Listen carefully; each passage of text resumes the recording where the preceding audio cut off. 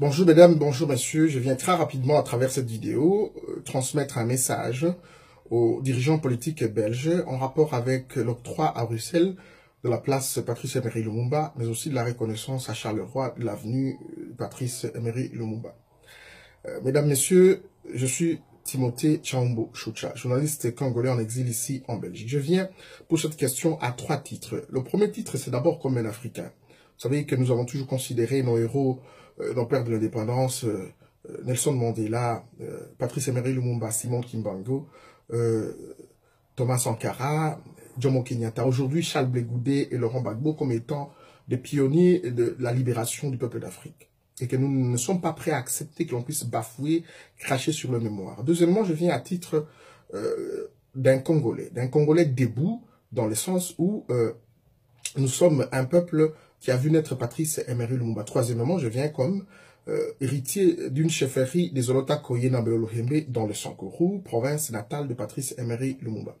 Mesdames, Messieurs, avant que je vous fasse cette petite mise au point, je voudrais dire aux uns et aux autres qu'il ne s'agit pas ici de propos, d'une attitude, d'une attaque ou des déclarations anti-belges, anti-européens, anti-blancs, comme on accusait faussement Patrice Emery Lumumba. Moi-même, je vis ici en Belgique avec ma famille. Nous avons eu nos moments de relations, d'amis. Nous partageons énormément de valeurs avec beaucoup, même des acteurs politiques. Et que donc, de ce fait, ces propos ne doivent pas être édulcorés et interprétés autrement. Il s'agit ici d'une toute petite mise au point de l'indignation que j'ai par rapport à cette situation, alors à la procédure à laquelle on a mené l'octroi, la place de Lumumba et la reconnaissance d'une rue en faveur de Patrice Emery Lumumba. Je ne suis pas non plus cette catégorie d'Africains ou de Congolais. Je ne les en veux pas, dont on dit, vous avez votre asile, taisez-vous. Sinon, j'allais me taire au sein des institutions au Congo et je n'avais pas besoin de prendre mon asile. Donc, mon combat politique est un combat qui se base non seulement pour des raisons, je veux dire des moyens de vivre, je veux dire le confort que confèrent les responsabilités politiques, mais aussi les raisons de vivre. Les raisons de vivre pour moi, c'est des valeurs que je défends, les valeurs que j'incarne, la civilisation, la mémoire collective et dont nous devons être, nous, Africains et Congolais, gardiens. Et que donc, de ce fait, j'appartiens à une génération consciente qui n'acceptera jamais que l'on crache sur la mémoire collective, la mémoire de nos héros, les symboles même de l'histoire de l'Afrique. Donc, je ne voudrais pas que mes propos soient considérés ici comme le propos extrémiste. Je ne crains pas les mots, je ne crains pas les critiques, mais il faut que ce soit clair là-dessus. Mesdames, Messieurs, nous avons vu à travers les médias la reconnaissance d'une rue au nom de Patrice Emery Lumumba et de la place Patrice Emery Lumumba. C'est avec beaucoup de curiosité et de stupéfaction que nous avons vu à travers les réseaux sociaux et même les médias. J'ai personnellement compris que les dirigeants belges, je ne parlais pas ici du peuple belge, je parle du système politique, que vous n'avez pas encore compris, vous n'avez pas encore eu la volonté de regarder l'histoire qui est la vôtre, l'histoire qui est la nôtre, notre histoire commune, avec courage, gravité, responsabilité, afin que nous puissions, vous appelez ça la décolonisation, que nous puissions aller par des bases solides. Je vous pose la question. Si nous étions en Allemagne, quelle serait la réaction des Juifs, des Allemands?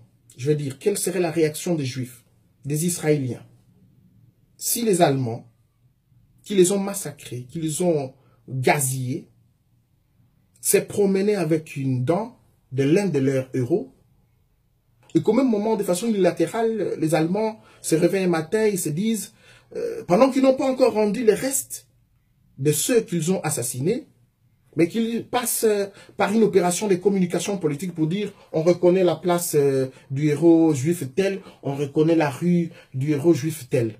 Quelle serait la réaction? Mais c'est cela la même chose que vous faites avec Lumumba. La Belgique, les États-Unis ont assassiné Patrice Emery Lumumba. On ne lui a même pas donné une sépulture digne. Gérard souhaitait, parce qu'il s'agissait de lui, à déchiqueter Lumumba avant de le faire disparaître dans de l'acide sulfurique.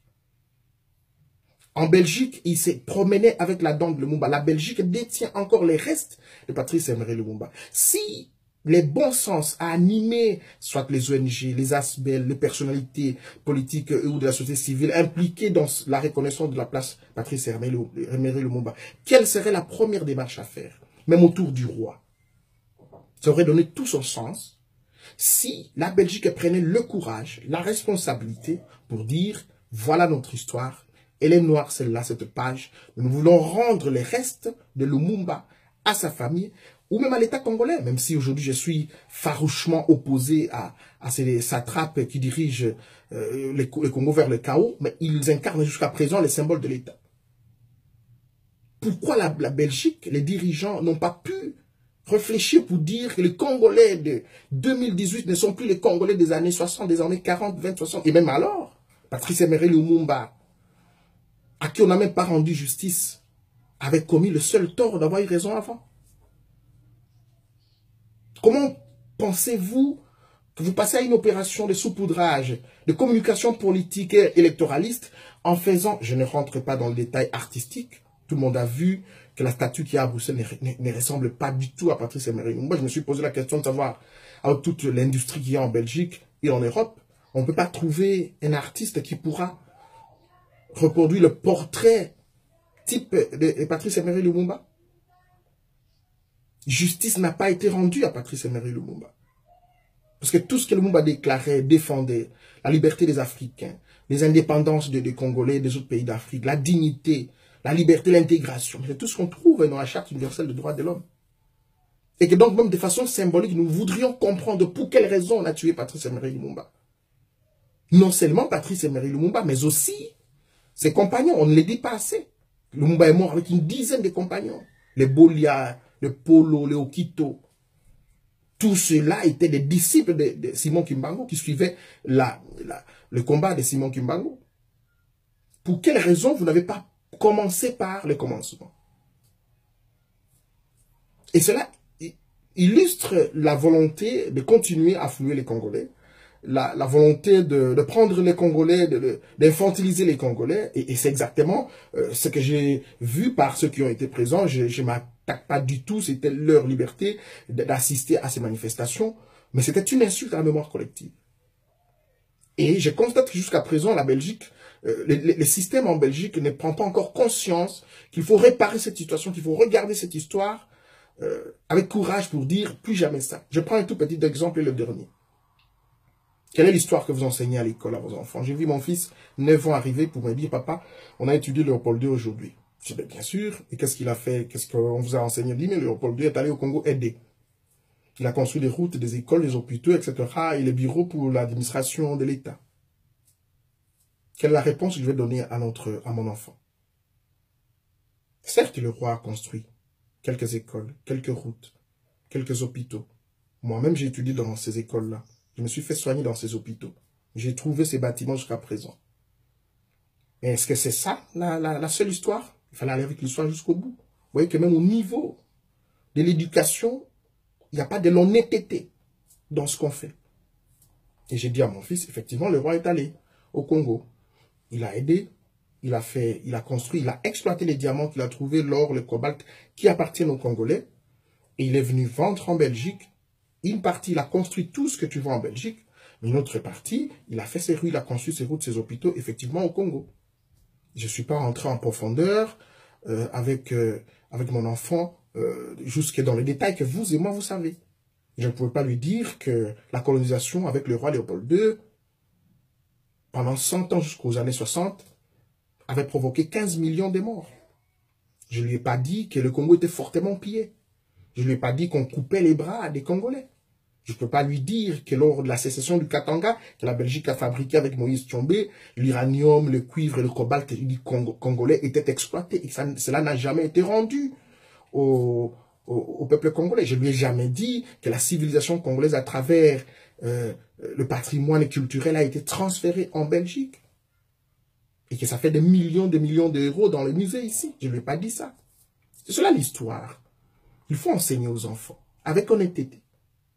Et lorsqu'on voudrait être honnête, pour regarder vers avoir un nouveau départ, c'est le courage qui caractérise une nation. Nous n'appartenons pas à la même génération coloniale. Mais j'ai comme l'impression qu'on a encore des habitudes surannées de ces générations-là. Parce que jusqu'à présent, la Belgique continue à vouloir fabriquer des dirigeants au Congo. Et nous sommes d'une autre génération, d'une génération consciente, qui pensons que la Belgique développée, avec les nouvelles technologies que nous avons, avec l'industrialisation de l'Europe, le Congo avec les potentialités que nous avons, j'ai toujours dit qu'un Congo stable est une Belgique sans crise.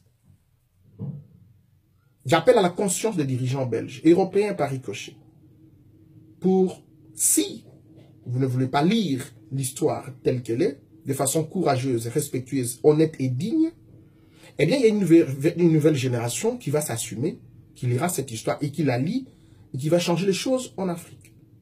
Et l'immigration risque d'être inversée. Ce que j'ai dit, je ne l'inventais pas. Je l'ai trouvé dans les archives, dans certaines archives ici, et je souhaiterais que les uns et les autres prennent leurs responsabilités.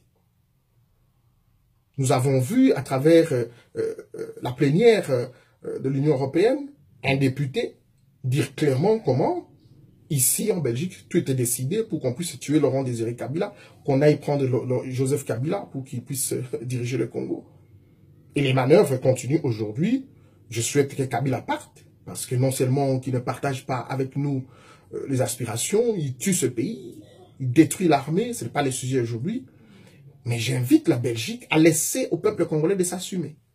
C'est ce peuple-là qui affronte les chars de Kabila en pleine capitale. Ce peuple d'Afrique s'assume. C'est cette génération consciente qui accepte de mourir comme Rossi Chimanga, comme Luc Nkulula, comme tant d'autres des chars de Kapangala dans notre pays.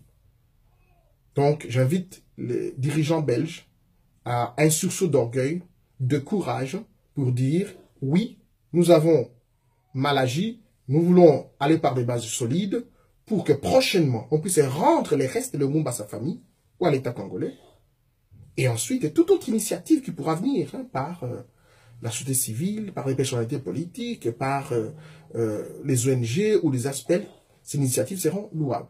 Qu'elle allait dans une opération de type électoraliste, un saupoudrage, une opération de communication, pour que finalement nous puissions dire, ben voilà, voilà la statue de Lumumba, eh bien voilà, nous avons soulagé nos consciences. Nous sommes plus de cette génération-là. Je crois que mes propos ne doivent pas être compris comme un acharnement, mais plutôt comme une indignation, mais aussi un appel à la bonne conscience. Merci infiniment.